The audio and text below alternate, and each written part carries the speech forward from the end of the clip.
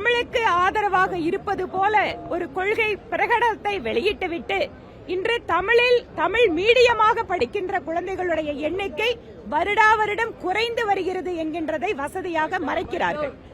அதனால் பாரதிய ஜனதா கட்சி எங்கும் தனிமைப்படுத்தப்படவில்லை. நாங்கள் மக்களுடைய கருத்தை பிரதிபலிக்கிறோம்.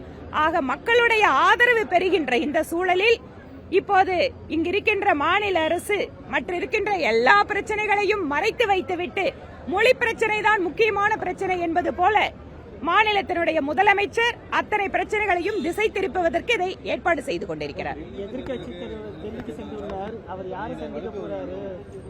எதிர்கட்சி தலைவர் டெல்லிக்கு போனாருன்னா அங்க யாரை சந்திக்கிறாருங்கிறதெல்லாம் உங்களுக்கு எல்லாம் கட்டாயம் தெரிய வரும்.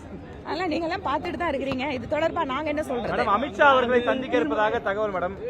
அவரை சந்திக்கிறாரா இல்லையாங்கிறதெல்லாம் டெல்லியில அதுக்கப்புறம் பார்த்ததுக்கு அப்புறம் உங்களுக்கு தகவல். அதிமுக பாஜக கூட்டணி அமைந்தால் நீங்க வரவேற்பீங்களா?